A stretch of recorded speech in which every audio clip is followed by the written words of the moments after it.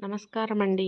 ఈరోజు మనము ఆదోని భాషా గారు రచించిన 'పతివ్రత' కథలోని రెండవ భాగాన్ని చదువుకుందాం. మీకు ఈ భాగం అర్థం కావాలంటే ముందు వీడియోలోని మొదటి భాగం కథ తప్పకుండా వినండి. తర్వాత ఈ వీడియో వినండి. చిన్నప్పటి నుంచి మేం ఆయన్ని మామయ్య అనే పిలుస్తున్నాం. 70 ఏళ్ల వయసొచ్చిన యువకుడిలా చలాకీగా ఉంటాడు. ఆయనదొక విషాద గాథ. చిన్నప్పుడే తల్లి చనిపోవటంతో మామయ్య తండ్రి రెండో పెళ్లి చేసుకున్నాడు. సవతి తల్లి చిత్రహింసలు భరించలేక ఇంట్లోంచి పారిపోయాడు. చిన్న చిన్న పనులు చేస్తూ చదువుకున్నాడు. పుస్తకాల చదువుతో పాటు రకరకాల మనుషుల మనస్తత్వాల్ని చదివే కళ కూడా నేర్చుకున్నాడు. ప్రేమించిన అమ్మాయితో పెళ్లి జరగలేదు. పెళ్లి చేసుకున్న అమ్మాయి ఆయన్ని ప్రేమించలేదు. డబ్బుకి ఆశపడి మరో వ్యక్తితో లేచిపోయింది. అయినా మామయ్య కుంగిపోలేదు. ప్రపంచంలో చాలా సమస్యలకు డబ్బే కారణమని గ్రహించి కష్టపడి బాగా డబ్బు సంపాదించాడు. అప్పుడు ఎంతమంది ముందుకొచ్చినా మళ్ళీ పెళ్లి చేసుకోలేదు. సంపాదించిన డబ్బుతో పేద పిల్లల్ని చదివిస్తున్నాడు. నిరుద్యోగులకు జీవనోపాధి కల్పిస్తున్నాడు. ఆడపిల్లల పెళ్లిళ్లకు సాయం అందిస్తున్నాడు. పైగా ఊర్లో ఎవరికి ఏ సమస్య వచ్చినా మామయ్య తన జీవితానుభవంతో ఆ సమస్యకు చక్కటి పరిష్కారం సూచిస్తాడు. ఆయన సలహాలు పాటించిన వారంతా కలహాలు మానేసి హాయిగా జీవిస్తున్నారు. ఇప్పుడు వదిన సమస్య కూడా మామయ్య తీర్చగలడని నాకు గట్టి నమ్మకముంది. తర్వాత మామయ్య వదిన గురించి అడిగితే అన్నీ వివరంగా చెప్పాను. వదిన బాల్యం, యవ్వనం, ప్రేమ, పెళ్లి గురించి చెప్పి అన్నయ్యను ఆమె ఎంత పిచ్చిగా ప్రేమించిందో సోదాహరణంగా వివరించాను. వదిన ఆత్మహత్యాయత్నం చేయటం ఇది రెండోసారి. ఇప్పుడు ఆమెను ఇంట్లో ఉంచుకోవాలంటే భయమేస్తోంది. మెంటల్ హాస్పిటల్లో చేర్చాలనిపిస్తోంది అన్నాను. స్త్రీ మనసును అర్థం చేసుకోవటం కష్టం. చాలామంది స్త్రీలు పురుషుల కన్నా భిన్నంగా ఆలోచిస్తారు. పురుషులు అన్ని విషయాలకు సమాన ప్రాధాన్యమిస్తే స్త్రీలు కుటుంబానికే ఎక్కువ విలువిస్తారు. తల్లిదండ్రులు, తోబుట్టువులు, భర్త లేదా సంతానం ఇదే వారి ప్రపంచం. కొందరు స్త్రీలైతే ఒకే వ్యక్తి చుట్టూ తమ ప్రపంచాన్ని నిర్మించుకుంటారు. సావిత్రి ఆ కోవకు చెందిన స్త్రీ. భర్తనే సర్వస్వంగా భావించింది. భర్త లేని జీవితం ఆమెకు శూన్యంగా కనిపిస్తోంది. అందుకే వింతగా ప్రవర్తిస్తోంది. సావిత్రి లాంటి స్త్రీలు అక్కడక్కడా కనిపిస్తుంటారు. చనిపోయిన తల్లి శవాన్ని ఇంట్లోనే ఉంచుకున్న కూతురు, బిడ్డ చనిపోతే బిడ్డ బొమ్మనే బిడ్డగా భావిస్తూ దానితోనే మాట్లాడుతూ జీవించే తల్లి, ఇలాంటి వ్యక్తుల గురించి పేపర్లో వార్తలు వస్తుంటాయి. వారందర్నీ పిచ్చాస్పత్రిలో చేర్చాలనుకుంటే ఈ ప్రపంచంలో ఉన్న ఆస్పత్రులు చాలవు అన్నారు మామయ్య. మరైతే వదిన సమస్యకు పరిష్కారం ఏమిటి మామయ్య? కాస్త అసహనంగా అడిగాను. ఈ ప్రపంచంలో పరిష్కారం లేని సమస్య అంటూ ఉండదు. కాకపోతే పరిష్కారం కోసం చిత్తశుద్ధితో ప్రయత్నించాలి. శారీరక సమస్యల విషయంలో అందరికీ ఒకే మందు పనిచేస్తుంది. కానీ మానసిక సమస్యలకి వ్యక్తి మనస్తత్వాన్ని బట్టి మందు అంటే పరిష్కారం మారుతుంది. సావిత్రి సమస్య పరిష్కరించాలంటే ముందుగా ఆమె మానసిక స్థితిని అధ్యయనం చేయాలి. అందుకు కొంత సమయం పడుతుంది. అంతవరకు నేను మీ ఇంట్లోనే ఉంటాను అన్నాడు మామయ్య. మామయ్య ఆ రోజు నుంచే తన కార్యాచరణ మొదలుపెట్టాడు. ముందుగా ఆయన చేసిన పని వదిన గదిని మార్పించటం. అన్నయ్య గదిలోనే ఉంటే పాత జ్ఞాపకాలు వేధిస్తాయని ఆమెను వేరే గదికి మార్పించాడు. తర్వాత హాల్లో ఉన్న అన్నయ్య ఫోటోతో పాటు అన్నయ్యను గుర్తుకు తెచ్చే వస్తువుల్ని వదినకు కనపడకుండా దాచేశాడు. వాటి గురించి వదిన అడిగితే ఏదో ఒకటి సర్ది చెప్పేవాడు. రోజూ వదినతో కబుర్లు చెబుతూ ఆమెతో చనువు పెంచుకున్నాడు. ఆమె కోప్పడినా తను శాంతంగా మాట్లాడేవాడు. వదినను ఖాళీగా కూర్చోనివ్వకుండా ఆమె చేత ఏదో ఒక పని చేయించేవాడు.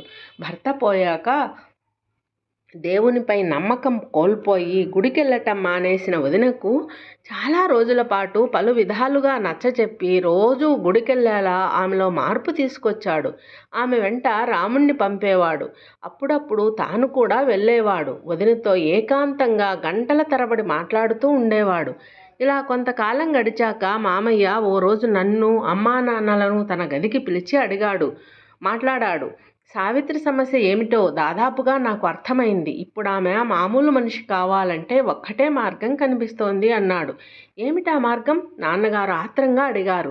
సావిత్రికి రెండో పెళ్లి చేయటం నింపాదిగా అన్నాడు మామయ్య. ఆ మాట విని అందరం ఉలిక్కిపడ్డాం. నాన్నగారికి కోపం వచ్చింది. నీకేమైనా పిచ్చి పెట్టిందా సుందరం? సావిత్రి రెండో పెళ్లికి ఎలా ఒప్పుకుంటుంది? ఆమె మహాపతివ్రత. ఆమె పాతకాలంలో పుట్టి ఉంటే భర్త పోగానే చితిలో దూకి సతీ సహగమనానికి పాల్పడి ఉండేది. అలాంటి పతివ్రత మరో వ్యక్తిని భర్తగా స్వీకరిస్తుందా? మామయ్యను నిలదీశారు నాన్న. అది కాదు బావా, మీరంతా సావిత్రి మానసిక రూపాన్నే చూస్తున్నారు. ఆమెకు మనసుతో పాటు ఓ శరీరం కూడా ఉందనే నిజం గుర్తించటం లేదు. మనసుతో నిమిత్తం లేకుండా ఆమె శరీరం తన పని తాను చేసుకుపోతోంది. ఈ వయసులో సహజంగా శరీరంలో విడుదలయ్యే కోరికల హార్మోన్లు ఆమెను అశాంతికి, అసహనానికి గురి చేస్తున్నాయి. కానీ మీరంతా ఆమెను సతీ సావిత్రి, సతీ అనసూయ లాంటి బిరుదులిచ్చి కోరికల్ని ఆమె తనలోనే బలవంతంగా అణుచుకునేలా చేస్తున్నారు. భర్త పట్ల ఆమె ప్రేమ గొప్పదే కావచ్చు, కానీ భర్త జీవించి ఉన్నప్పుడే ఆ ప్రేమకు అర్థం ఉంటుంది. భర్త లేనప్పుడు ఆ ప్రేమ వల్ల ఎవరికీ మేలు జరగదు. పోయిన వ్యక్తి కోసం జీవించి ఉన్న వ్యక్తి జీవోత్సవంలా బతకటం అన్యాయం. ఇది ఓ సతీ సహగమనంతో సమానమే. సావిత్రి తన కోరికల్ని అణుచుకుంటూ తనను తాను శిక్షించుకుంటోంది. పరోక్షంగా మిమ్మల్ని శిక్షిస్తోంది. ఆమె మనసుతో పాటు శరీరానికి న్యాయం జరగాలి. ఆమె పెళ్లితోనే అది సాధ్యం. అప్పుడే ఆమె మామూలు మనిషి అవుతుంది అన్నాడు మామయ్య. నువ్వు చెప్పింది సమంజసమే కావచ్చు, కానీ సావిత్రి పెళ్లికి ఒప్పుకుంటుందా? అమ్మ అడిగింది. ఆమె ఒప్పుకోదని నాకు తెలుసు. అయినా మనం ఒప్పించే ప్రయత్నం చేయాలి. ఎందుకంటే ఈ సమస్యకు అదే సరైన పరిష్కారం. మామయ్య గట్టిగా చెప్పాడు. ఒకవేళ సావిత్రి పెళ్లికి ఒప్పుకున్నా ఆమెను ఎవరు పెళ్లాడుతారు? చూసి చూసి ఓ పిచ్చిదాని మెడలో తాళెవరు కడతారు? సందేహం వెలుబుచ్చారు నాన్నగారు. సావిత్రి ఒప్పుకోవటమే ముఖ్యం. ఆమెను పెళ్లాడటానికి రాముడు సిద్ధంగా ఉన్నాడు. మామయ్య మాట విని మేం మరోసారి ఉలిక్కిపడ్డాం.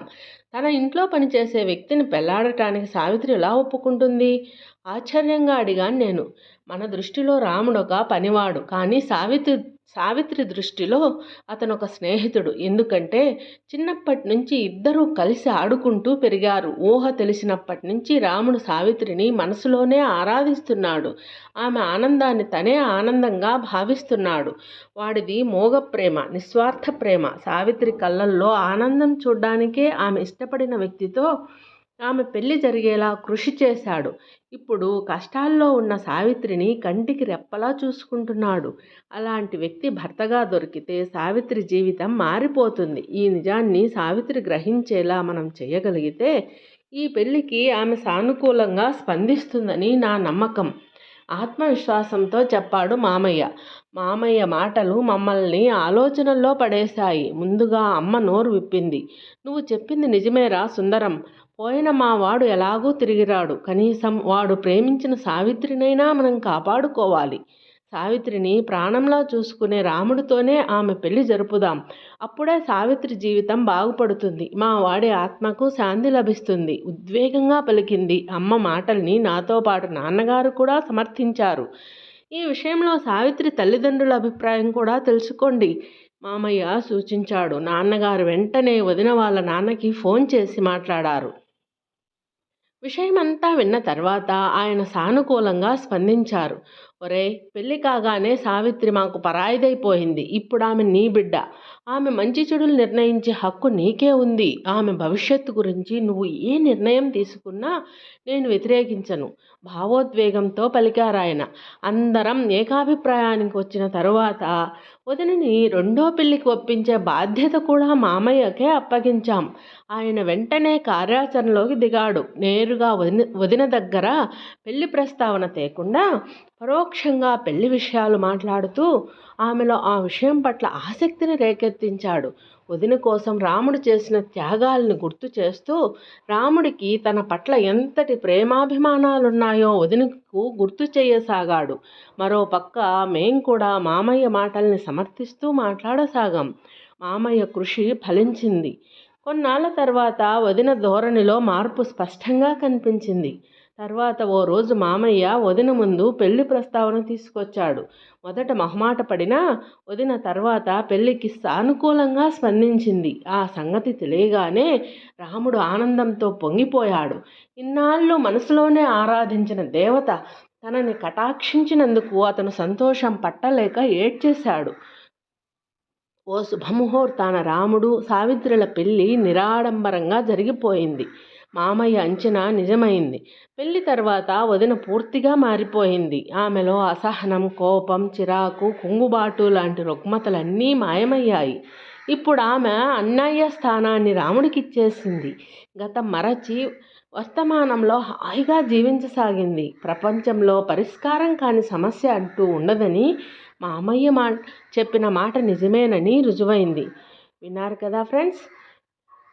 రేపు మళ్ళీ మరో మంచి కథతో మరో వీడియోలో కలుద్దాం. Thank you for watching. Bye bye.